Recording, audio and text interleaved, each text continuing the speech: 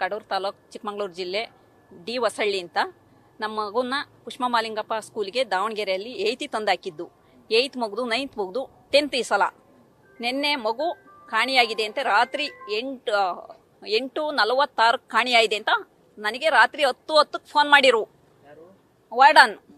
ಅದಕ್ಕೆ ನಾನು ಇದೇನು ಸರ್ ಹಿಂಗೆ ಹೇಳ್ತಾ ಇದ್ದೀರಾ ಅಂತಂದೆ. ಏನು ಮಾಡಿದೆ, ಏನಾರು ಗಲಾಟೆ ಮಾಡ್ಕೊಂಡ ಏನು ಅಂತ ಕೇಳಿದೆ. ಇಲ್ಲ ಮೇಡಮ್, ಏನೂ ಗಲಾಟೆ ಮಾಡಿಲ್ಲ, ಹೋಗ್ಬಿಟ್ಟಿದ್ದಾನೆ, ಹಿಂಗೆ ಮಾಡಿಬಿಟ್ಟಿದ್ದಾನೆ ಅಂತಂದ್ರು. ಇಲ್ಲ ಸರ್, ಹಂಗೆಲ್ಲ ಹೋಗಕ್ಕೆ ಸಾಧ್ಯನೇ ಇಲ್ಲ, ಏನೋ ಇದೆ ನೋಡಿ ಸರ್ ಅಂದೆ. ಯಾವುದೇ ಕಾರಣಕ್ಕೂ ಏನೂ ಇಲ್ಲಮ್ಮ, ಗಲಾಟೆ ಏನೂ ಇಲ್ಲ, ಹೋಗಿದ್ದಾನೆ ಕಾಂಪೌಂಡ್ ಹತ್ತಿ. ಕ್ಯಾಮ್ರಾ ರೆಕಾರ್ಡ್ ಆಗಿದೆ. ಬೆಳಿಗ್ಗೆ ಇವ್ರು ಬರ್ತಾರಲ್ಲ, ಮ್ಯಾನೇಜ್ಮೆಂಟ್ನವ್ರು ಬರ್ತಾರೆ, ಅವಾಗ ಇದು ಕ್ಯಾಮ್ರದ್ದು ರೆಕಾರ್ಡ್ ಇರೋದನ್ನೆಲ್ಲ ತಕ್ಕೊಡ್ತೀವಿ ಅಂತಂದ್ರು. ಆಯ್ತು ಸರ್. ಆಮೇಲೆ ನಾವು ಗೌರ್ಮೆಂಟ್ ಬಸ್ ಸ್ಟ್ಯಾಂಡಲ್ಲಿ ಸ್ಟಾಪಲ್ಲಿ ಇದ್ದೀವಿ, ಹುಡುಕ್ತಾ ಇದ್ದೀವಿ, ರೈಲ್ವೆ ಸ್ಟೇಷನಲ್ಲಿ ಹೋಗ್ತೀವಿ ಅಂದರು. ಅದಕ್ಕೆ ನಾವೇನಂದು, ನಾವು ಹೊಸದುರ್ಗ ಬಸ್ಸು ಲಾಸ್ಟ್ ಗಾಡಿಗೆ ನೋಡ್ತೀವಿ ಸರ್ ಅಂತ ಅಂದು. ಕಡೂರು ಎಲ್ಲ ಕಡೆ ಒಂದೊಂದು ಕಾರ್ ಕಳಿಸಿದ್ವು, ಎಲ್ಲೂ ಯಾವ ಮಗು ಹಿಡ್ದಿಲ್ಲ ದಾವಣಗೆರೆ ಬಸ್ಸಲ್ಲಿ. ಹಂಗಾಗಿ ನಾವೇ ಮಾಡಿದ್ವು 11-11:30 ತನಕ ಕಾದು ನೈಟು ರಾತ್ರಿ 2:00ಗೆ ಕಾಲೇಜ್ ಹತ್ರ ಬಂದು, ಪುಷ್ಪಮಾಲಿಂಗಪ್ಪ ಸ್ಕೂಲ್ ಹತ್ರ ಬಂದು ಅವಾಗ ಬರ್ತಾ ಇದ್ದು ಫೋನ್ ಹಾಕಿರು, ಎಲ್ಲಿದ್ದೀರಾ ಅಂತ.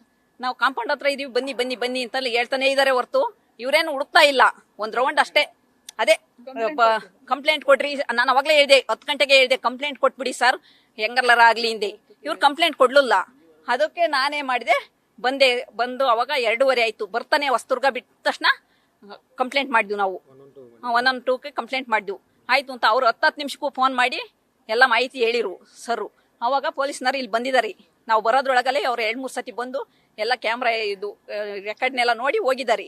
ಹೋಗಿದ್ಮೇಲೆ ಇವ್ರ ಹತ್ರ ಬಂದ್ರೆ ಇವ್ರು ರಾತ್ರಿ ಹೋಯ್ದಾನೆ ಕಾಂಪೌಂಡಾರಿ ಅಷ್ಟೇ ಹೇಳ್ತಾರಲ್ಲ ಇವರು.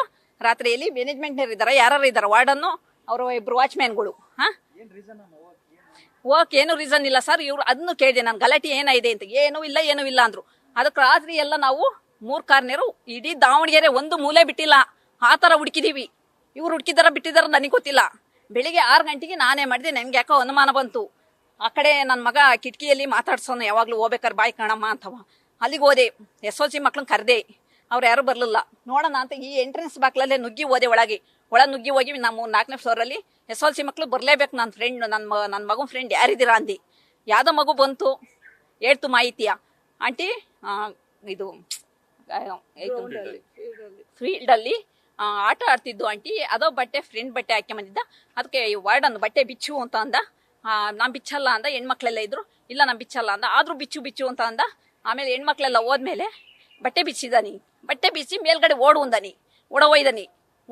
ಆ ಇದಕ್ಕೆ ಅವಮಾನಕ್ಕೆ ಅವನು ಏನೋ ಮಾಡ್ಕೊಂಡಾನ. ಇದನ್ನ ನನಗೆ ಗೊತ್ತಿಲ್ಲ, ಇವರೇ ಏನಾರ ಮಾಡಿದ್ರ ನನಗೆ ಗೊತ್ತಿಲ್ಲ. ನನ್ನ ಮಗು ಬೇಕಷ್ಟೇ. ಓಡಿರೋದು ಮಾತ್ರ ಇದೆ, ಈ ತರ ಓಡಿರೋದು. ಅಲ್ಲೇ